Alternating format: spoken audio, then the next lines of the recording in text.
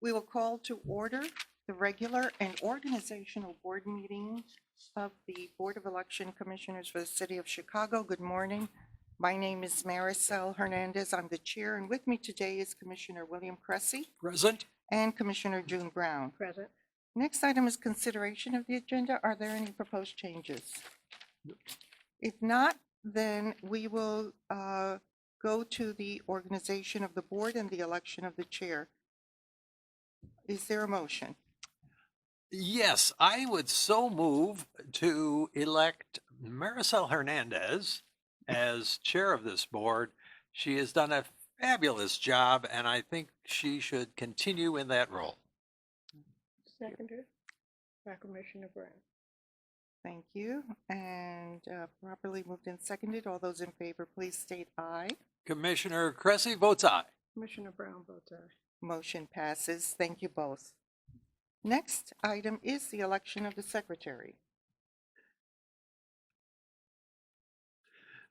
I would move that Commissioner June Brown be the secretary to this board. Having done this role for the past 9 years, I think it is time to pass the mantle to the very competent and very likable Commissioner June Brown. Competent, I agree. I support that. But, I second. well, what about the minutes that are missing? I'll accept based on when will I get all the Oh, we'll minutes? get that all We're together. catching up on those. Okay, That's- Well, is that a yes? I will accept based on that modification. Future, in this meeting and future. Properly moved and seconded. And I think Commissioner Brown would make a great secretary. All those in favor, please state aye. Commissioner Cressy votes aye. Commissioner Hernandez votes aye. And with that, the motion passes. And congratulations. Congratulations. I think. Thank you. Yeah, pretty good. Okay. I may be less likable, but Oh, I doubt that. well, I can't be less. Let me rephrase that. Okay. Next item is the adoption of the bylaws. Mr. Lasker, have there been any changes to the bylaws since the last reorganization meeting? No. So they're the identical, same bylaws. Are there any questions? If not, is there a motion to adopt the bylaws? So moved by Commissioner Brown. And seconded by Commissioner Cressy. Properly moved and seconded. All those in favor, please state aye. Commissioner Brown votes aye. Commissioner Cressy votes aye. Motion passes. Thank you. Next item is the approval of the regular board meeting minutes of August 27th, 2024. Is there a motion to approve? So moved by Commissioner Brown. And seconded by Commissioner Cressy. Properly moved and seconded. All those in favor, please state aye. Commissioner Brown votes aye. Commissioner Cressy votes aye. Motion passes. Thank you. Now we go to the Executive Director's Report. Mr. Holliday. Good morning, Madam Chair, Commissioner Brown, and Commissioner Cressy. I hope everyone had a good Thanksgiving holiday break. We held the first of our post-election staff meetings this week with managers to discuss how the November 5th election went and how we can continue to improve our internal procedures moving forward. We had our budget hearing with City Council on last Tuesday, December the 3rd. We discussed the need for additional early voting sites and touchscreen voting machines for future elections, given how much voters have embraced it through the last few election cycles. I'm sorry. Could you repeat the first part of that sentence? We discussed the need for additional Discuss the need. the Okay. need for additional early voting sites. Currently, our site facilitator and polling place department are starting to search for larger early voting sites to replace those that we have outgrown. We are in the midst of wrapping up this consent decree with the DOJ for full ADA compliance polling places.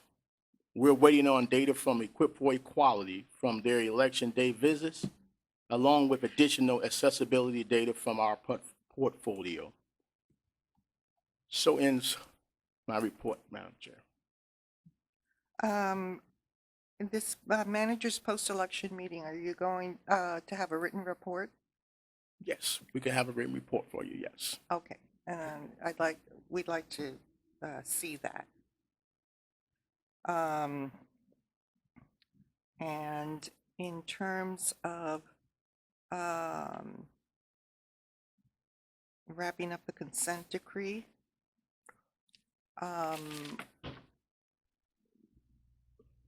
what does wrapping up mean? Well, we're finalizing those sites that are ADA compliant so that those can be turned over to the DOJ's office and they give their final approval if we're in 100% or what percentage that we are in compliance with. But there are still polling places that are not ADA compliant. But it's about, I know there's 30, I think it's 30 private locations, but we have the tier system, high, medium, and low to no. Mm-hmm. And some of those are just, you need a cone to put in front of a water faucet. So if a visually impaired person was coming to the polling place, they would hit that cone and know that that faucet is sticking out. But that data, like I mentioned, we're waiting on a lot of that data from Equip for Equality. Mr. Lesker? Yeah, thank you, Madam Chair. We're also working with Patrick Johnson, who's the attorney from the U.S. Attorney's Office to the DOJ. He's been the supervising attorney for this entire project, and we're working with him on some language for a final settlement letter between the parties. There's going to be, an ongoing communication between the board and the DOJ for any changes in locations. Basically, they've got some language. He's presenting language that comes from other settlements they've made across the country, and we're kind of tweaking it for Chicago. So there will be ongoing reporting to the DOJ if we change a location. Other procedures that we would have to follow if for the existing locations that are not accessible. There's going to be a requirement. It's stuff that we're already doing, but for example, searching the precinct for any other areas. We're going to have our team have to sign off that they've done a reasonable search and cannot find another available location, including identifying some of the locations they've looked at. So that's a part of what's going into finalizing this agreement. Is drafting language in a cooperation with the DOJ for how things are going to look. And who at the Afterwards. board will be in charge of monitoring and making sure we're compliant? Well, I would say that the executive director, the general counsel, and then Nicholas Esposito, who's the full-time ADA specialist for the board. And of course, the polling places department has a lot to do with that as well. Okay. Uh, Counsel, will we need to go to court and have the judge sign off on this? No, this matter's never actually gone to court, so there won't be a need for that. It's just going to be an agreement between. And when we receive that draft, we've been talking about bouncing back and forth on things that haven't become quite an actual draft yet. But when we receive that final draft from the DOJ, I plan to send that to you for your review. I ask because we keep calling this consent decree. And so I don't it's keep really, calling it that. It's not. It's just an agreement with the DOJ. Yeah, I've never called it a You've consent never called decree, it that. right. but I know It's the title at the top of the page that the DOJ drafted in 2017 calls it a settlement agreement. Right. But it's never actually been filed in court at all. Understood. Yeah. Thank you. So since 2017, we've been working on this agreement. Is there a date certain that we're supposed to have it by with the attorney that we're working with at the DOJ? By the end of this year is when, Okay. yeah. I mean, that's the target date for completion. Actually, what it was is that the actions of the board were supposed to be done for this November election. And so because we've gotten down from a majority of the polling places having accessibility issues to many fewer of them, that's sort of been the main effort. And now the idea is the DOJ believes that we're in a position where things are in good shape, good enough shape to sort of end the ongoing settlement agreement, but also, as I've mentioned, have there be some future communications that'll go on indefinitely, just for future monitoring. Is there a particular holdup to doing that? No, it's in progress. It's in progress, Commissioner Brown, but we're still waiting on data from Equip for Equality. Okay. I didn't know we still had a, okay. That contract's up at the end of this year. I Yes, it believe. is. Yeah. And we're waiting for data. Is there a status on them giving us data? I spoke with them on last week, and they mentioned that they will have that data for us this week. Okay, and going back to your statement about the post-election debrief, are there, did that come up with particular action items that we're talking about, given some of Well- the reports that we've seen? Well, it was just the election debrief, but the assistant director, Sandra Spare, we will have separate meetings with each department, and any occurrences that came up within those departments will be raised at that time. Okay, so what was the post-election meeting, manager's post-election meeting about then? Well, we spoke to the managers about some of our concerns and some of the things that they thought went well, could go better, but then we're furthering that to separate meetings. We had all the managers together at one time. We're going to meet individually with each department. Okay. Okay, and when do you expect to do that? That will probably start sometime next week or this week, but there is a schedule that the assistant director has for when we're going to meet with the different departments. Okay.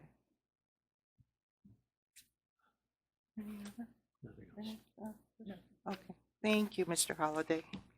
Next, we'll go to our Assistant Executive Director, Sandra Espera. Good morning, Madam Chair. Good morning, Commissioner Brown, Commissioner Cressy. I have made reservations for room A, B, and C located on the 22nd floor for Election Central operations for the 2026 elections. As the Executive Director mentioned, I intend to schedule follow-up post-election meetings with each department, aiming to finalize these discussions by the end of the year. The Finance Department is currently processing payroll payments to all election personnel. And that concludes my report. Okay. No Okay. questions. Thank you. Thank you. And now we go to Mr. Bever, our Public Information Director. Good morning, Mr. Bever. And Commissioners. One more final communications update is coming for the November 5th presidential election. We are going to share age and gender voter turnout in the next couple of weeks. This tends to come just a bit later as we catch up with ballot applications and same-day registrations to get the most accurate data out there. But this information is of use for our reporters and general public, and will show that we did buck some trends with the presidential election, and our highest voting age group was still 25 to 34. We had younger voters show up ultimately for this election. So that will be our final cleanup press release coming out of the last election. We had our Chicago City budget hearing last Tuesday, and we have submitted all of our through the chair responses, and have heard no additional questions or updates from City Hall communications-wise. They expect to take their final vote by the end of the month. We'll see if there's any final changes, but as of this moment, we're planning to move forward with an RFI for a mobile app development starting in 2025, with an RFP to go out by latest March. So that will be our communications project for next year. Very much looking forward to that, as well as expanding our website. We will have meetings to continue to improve our online vote-by-mail applications, as well as starting work on voter turnout maps, using our districts and boundaries team and what they already have and incorporating that into the website. Now my attention turns to the voter forum on Saturday, April 5th. I'm planning on meeting with community organizations and our nonprofit partners in the coming weeks to help shape our agenda. I will also have a draft of the citywide online survey to share with the commissioners and board staff for feedback and for edits. So Saturday, April 5th is really not too far away at this point. So that will be really my communications focus, getting us across the finish line, and this citywide online survey. So I will provide updates moving forward on this forum to the commissioners. That ends my report. Two quick matters. Number one, I'm looking forward to seeing the demographic information about the election. I was wondering if you've considered maybe creating what do they call an infographic, sort of to show this more in a graphic state so that it gets the message across, especially the way the trending towards the non-traditional voting on election day in your precinct, you know, the vote by mail and the vote centers and the early voting. That would be great. And secondly, you talked about the development of the new app. Just curious as to what sort of new ideas will we be putting into that new app that you would like to, at least? Sure thing, Commissioner. The first part there, yes, I think infographics will be a great idea. We just did some for our social media accounts for the citywide election turnout. I think it's also very helpful if we break down age and gender for early voting, vote by mail, and election day to continue to show how those habits are changing and how different communities are embracing voting. So thankfully, we'll put our graphic designer to work on that. I will upgrade from our Excel document graphs we've used in previous years and get some visuals to help visualize how the election turned out.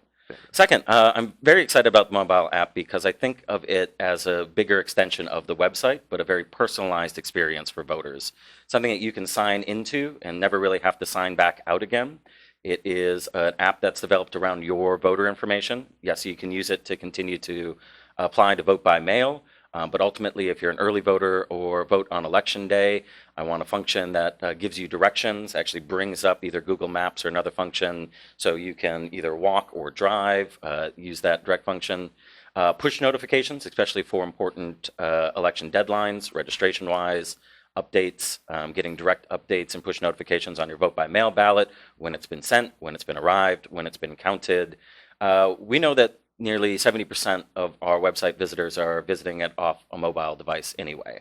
So this is another attempt to meet voters where they're at, but create a more individualized experience with your voter information always at your fingertips, rather than maybe needing to wade through a larger website. So again, I think this election proved that we are bucking trends and we are seeing our younger voters and younger age groups turn out to vote. We know where they're at. We know that most people are on their phones and most people are accessing our information on our website through our smartphones. This is a natural development, and we are grateful so far, and knock on wood, that this is funded for next year. And that's something that we can have up and going ahead of the March 2026 primary. Just to clarify one thing, I love the idea of making this, an individual focus. And you said you don't have to, sign back in every time, but you can sign out. Yes. Right? Okay. I just want to make sure. Yes, and we're not going to track people's location. Oh, okay, we'll, that's good. We'll, we'll have full privacy for people, but this is just another situation of rather going to the website and entering your information every single time that you go in, you can have a personalized app experience that always has your personal polling place and voting information and ballot information at your fingertips, and something that's more visually and appealing and easy to use, especially when you're accessing your sample ballot or you're accessing the candidate list. Better ways to connect people with what's on the ballot and how to get their ballot. And it'll show like the early voting locations all around you, so you can go to any one of them, as you know. So that's right. Part of the other focus is just reminding people that they can go to any early voting site. And this is something to see if we can see if it works for future years, but a function of the e-poll books does allow for a wait time estimation. I don't know if that's something that can be ready for 2026, but ultimately that was another thing that came up out of feedback, especially as early voting really picked up in the weekend before Election Day. Voters are interested in if there are possible wait times or additional information about voting sites. I also think we will use the voter forum as well as our online survey to also get additional feedback of what people would like to see from a mobile app. So we're going to use that to help build it. And we had originally done that with the website. We had a citywide online survey that was extraordinarily important feedback for us to build something more simplified for our voters. We'll use the forum and this survey in a similar way. fantastic. Thanks so much. I have a Thank you. question. You sent out a report about turnout, low turnout. Are there specific action items in addition to the mobile app that are being taken in order to ensure? Correct me if I'm wrong. I thought I saw something from you from a report about lower turnout. Or? That was part of our press release for the proclamation, which unfortunately does look like we match national and other statewide trends. where we saw lower than usual presidential, lower turnout for a presidential election. Ballot-wise, we did fall between the 1 to 1.1 million ballots cast that we generally see for presidential elections. In fact, total ballots cast, we were closer to 2012's numbers. What's different is we have more registered voters in the city, and so that number is always going to drive that percentage points down a little bit more. Well, I know What we- percentages change. Yeah. But in addition to that, are there particular action items that are being taken? I know you work closely with outreach, Mhm. and I think I heard from the budget meeting that a lot of the citizens may not take advantage of that app. So are there particular action items? I don't know if that's you or are the executive directors working with outreach or outreach in particular? Are there particular action items and steps being taken to ensure that that's most effective and efficient? Aside from the app? Yes, aside from the app. Yes, we have a lot of community outreach plans. Since this will be an off-election year, a lot of our community outreach work in our communities, we focused on election judge recruitment, but is also just a natural registration drive and push. Ultimately, I think what we saw was what a lot of folks saw, which is less people showed up for election day, which is becoming a harder thing to predict. What we saw, and we saw that definitely the weekend and the Monday before election day, was voters use early voting. And so comparatively to our last few election cycles, we had nearly a third of voters choose to early vote. And those are the conversations we are hoping to start to have with the city, is that there is a need for more early voting sites, no matter what that number is, to help offset any potential lines or the like. Understood. Ultimately, turnout is a tricky business because we must rely on candidates and campaigns and the issues driving people out to vote. We didn't like to see the numbers where we're at, but it did seem like we matched elsewhere in the country and elsewhere across the state for a slightly lower turnout on election day, where we had just under 45% of voters show up. Right, and understanding percentages and how they work statistically and Mhm. probabilities. But we have an outreach department, so you're saying that there is a programmatic structure that'll roll out maybe at the April 5th? Or is there another structure already being set up with you as our information officer and community outreach? Yes, there are some projects that we also worked on to help promote community events more on our website. We do have an events page. It's our news and events page now. We are already getting some of our community organizations providing me with that information, their graphics. In this off year, we want to not go quiet. We want to provide as much outreach and communications as possible. That outreach calendar and those events will also be shared on the website. I can certainly work with the the community outreach supervisor to create a calendar and plans for outreach through this next year.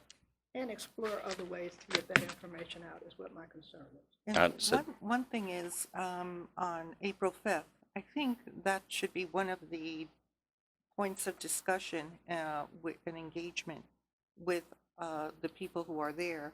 What can we do to expand community outreach? What can we do to get voters to vote? Mhm.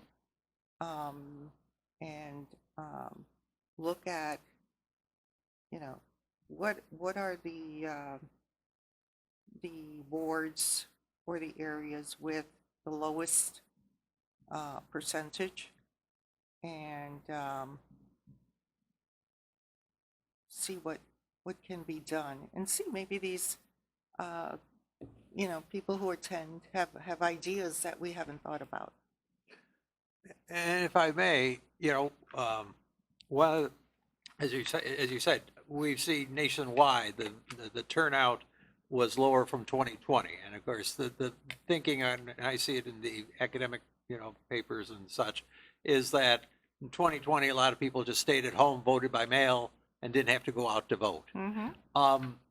If I can get some academic out there who does this sort of research, would you be willing to work with them to take a look at, who are the voters who did not show up this time, and did they vote by mail in 2020 and things like that? Would you be willing to work with academic researchers if it came to that? Happy to work with anybody on this. Well, I think it's a difficult issue for us as election authorities because we don't want to talk about the partisan nature especially of turnout. But Right, right. so this is where we should focus on what we can do to make sure that everybody knows where their polling place is, that they know their options, and whatever option works best for them. And there's also election blogs and other information that's free to us anyway that are gonna send out those statistics that we don't have. Mhm. I just to follow up on what Commissioner Cressy said, I do want the focus to be on the groups there and their feedback to us. So I don't want any substantial amount of time spent on, anyone lecturing or, to these groups, because what we want is that feedback and that That's right. interchange, that exchange among these groups so we could learn more. That's right. The goal of this forum is not an academic lecture. It is focused on getting feedback that we Yeah. can provide, not just have for ourselves, but provide to legislators Mhm. as exactly where voters are, what they want, and the data that supports that. Yeah, okay. What are you looking, how many people are you anticipating? I know this is kind of early, but not really early. So what is the turnout that you're looking for? Well, I understand the room that we have, executive director, is at least for 200 people. But this is a function why we're also doing a citywide online survey. So if people can't show up in person for that day, we are going to continue to collect feedback from absolutely everybody. And that includes every registered voter in the city of Chicago we have an email address for. Okay. Thank you. I have one question, not related, but I brought up before the issue of the updating signatures. And what do you see about that? Well, in the past, there was on our website, there was a form where a voter can go and give their new signatures. We talked about. And with the mail it back? And mail it back? And mailing it back, yes. We talked about that going out in a mailing next year, but when that comes back, that it's secure, where their signature is not seen. Okay, we send something out, that plastic tab, rubber tab, where they can fold it and send it back to us.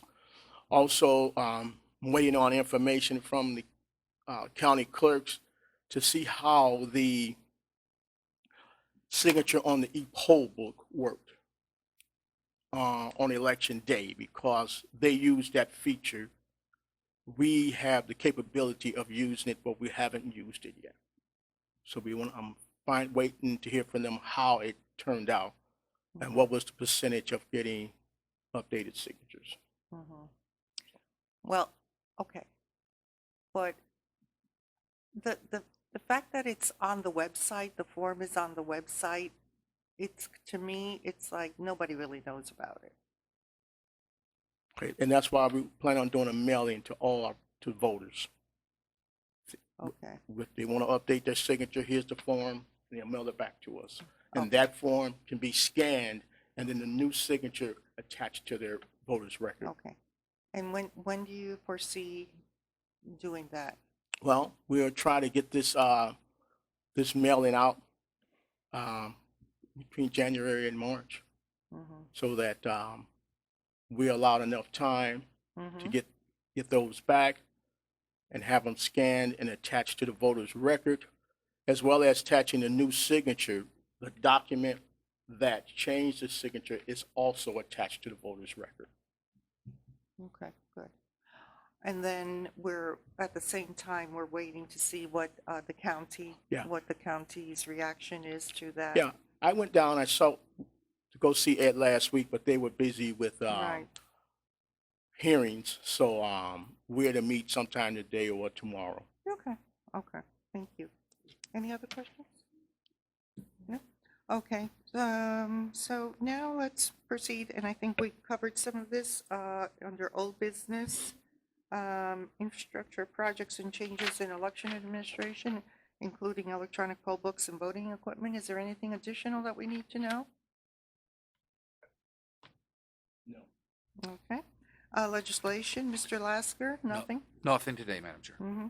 So now we'll go ahead with new business and the adoption of the 2025 schedule of regular board meetings, which has not changed. It's on the second and fourth Tuesday of the month for 2025.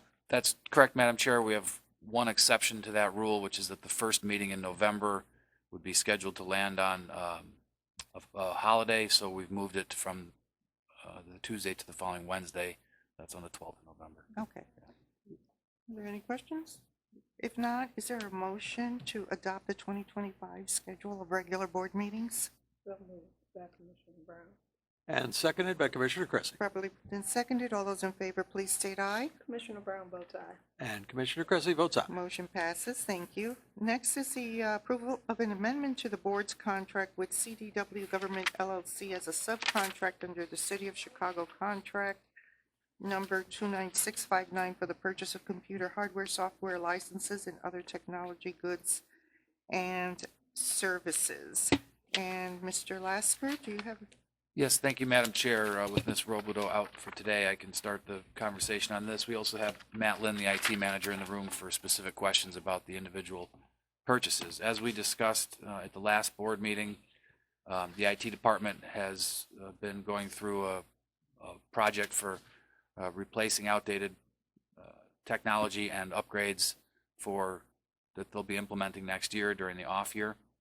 I have spoken recently with our finance director Kimberly Carrillo Walker, and she did confirm that that Mr. Lynn has put in this as a budget request. Back in 2023, he included this as a budget request for the fiscal year 2024 budget, which then was approved by the city. So they're making the effort to have these final expenditures here approved within the fiscal year 2024 for payment. It's unfortunate, I would say, that this is all coming to us at the very end of the year, but at the same time, for a project that was planned as far back as 2023. But here we are. As you recall, at the last meeting, the board approved a contract with CDW that is a subcontract under a city contract, so we call it a piggyback for procurement purposes with CDW, and expenditures were authorized there. The expenditures had already been made. Now what we're doing is for the final expenditures for this project, they have not yet been approved or paid. So we would just be amending the appropriation cap that's in the budget in the contract that was approved last time. And the amounts are here. The remaining expenditures to be made are a total $489,603.58. And so adding that to the prior appropriation cap would amend paragraph 2A of that contract to increase that expenditure appropriation approval to $1,498,603.58.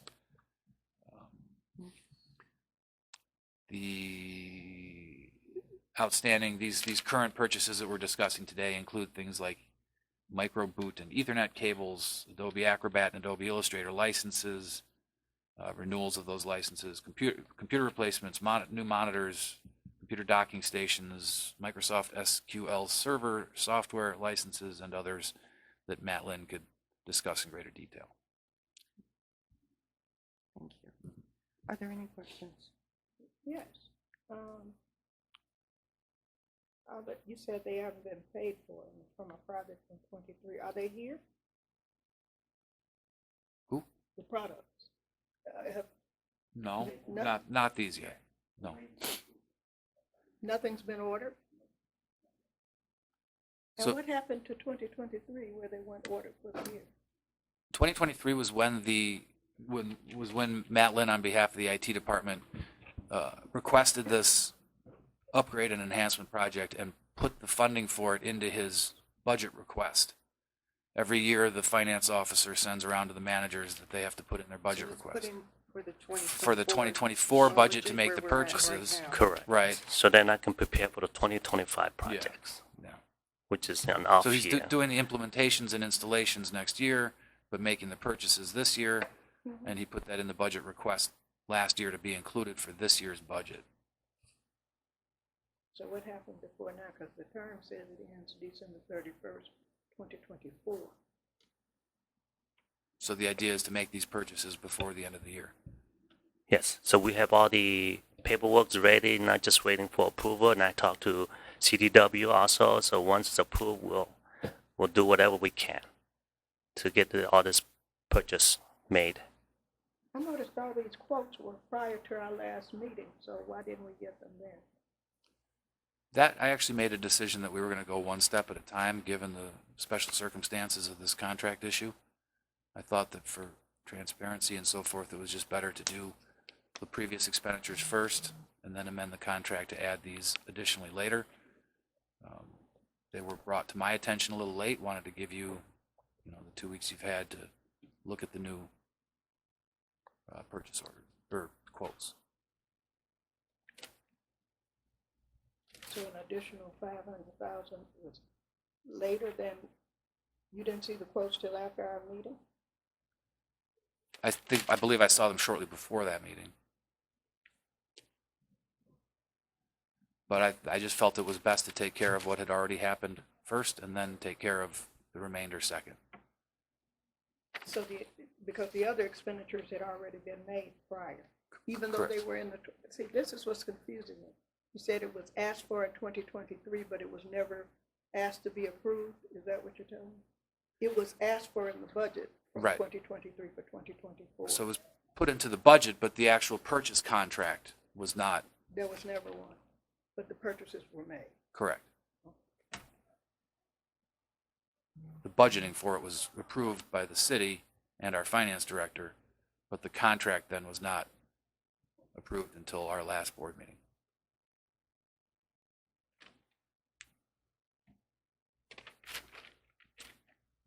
Guys can go. Just briefly, reiterate something. We are, as the term used here, piggybacking off of the City of Chicago contract for these materials. I will assume that even though this is a sizable amount of money, had we go in without that City of Chicago contract, we'd be paying a whole lot more. No, we're using the city contract and we're using the city contract's discount. Right. And all the item that Mr. Alaska sent me the contract with 90-something items, it's on it. Okay. The item that we purchased is part of the contract. It's actually 90 Ni- pages, 90 pages. 90 pages. 97 pages of Yeah. price discounts and Right. so forth. And so we're getting it at a significant savings. I Yes, use that's a piggyback. That's the idea. Correct. So for my clarification, piggyback, I mean, that's the only reason we would use it. I'm a little concerned with the term subcontracting and then piggybacking in there. But piggyback means we get the benefit of economies of scale from the city. Correct. And there's actually a paragraph in that city contract that Right. expressly says other government agencies are encouraged to, so which Absolutely. means CDW is contractually obligated to give us that price. Absolutely. Yeah. But in addition to that, the terms and agreement conditions based on this would have required an agreement. I mean, a presentation and approval of this board. Did we agree on that last time? It is certainly my opinion, and that's why when I found out about these matters, I brought it to the board. Yes.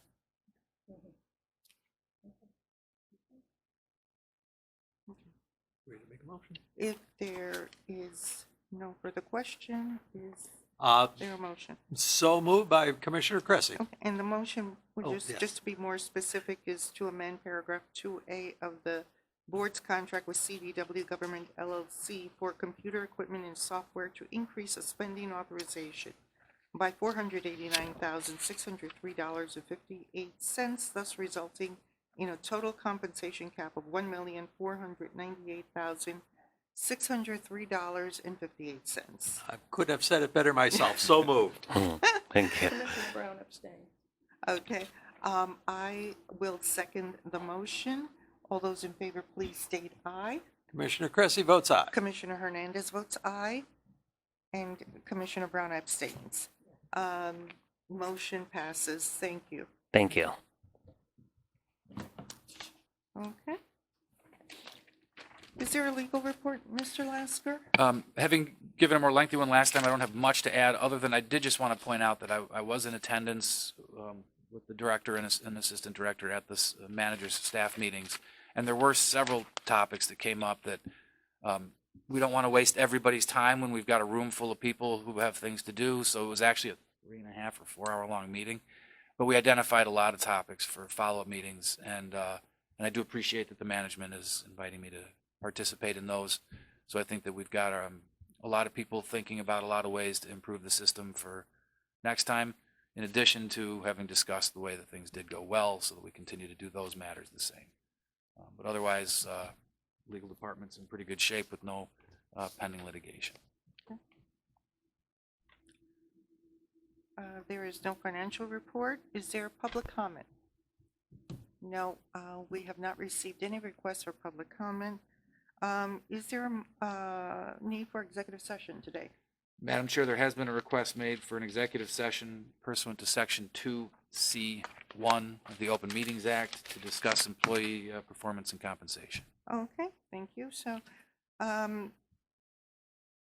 is there, well, before we move to go into executive session, I'd like to tell the persons who are here that we will go into executive session. There will be no motion made during executive session. And then after executive session, it's chances are we will simply adjourn. You're welcome to come back if you want, but that's To the watch us move process. to adjourn? Yeah. Is there a motion to go into executive session under 2C1? So moved by Commissioner Brown. Seconded by Commissioner Cressy. Properly moved and seconded. All those in favor, please state aye. Commissioner Brown votes aye. Commissioner Cressy votes aye. Motion passes, and thank you very much. We will be back eventually for open session. We are now back in open session. The commissioners took no formal action in executive session. There is no further business before the board at this time, so I will entertain a motion to adjourn. So moved by Commissioner Cressy. Seconded by Commissioner Brown. Properly moved and seconded. All those in favor, please state aye. Commissioner Cressy votes aye. Commissioner Brown votes aye. Motion passes, and we are adjourned. Thank you. Thank you.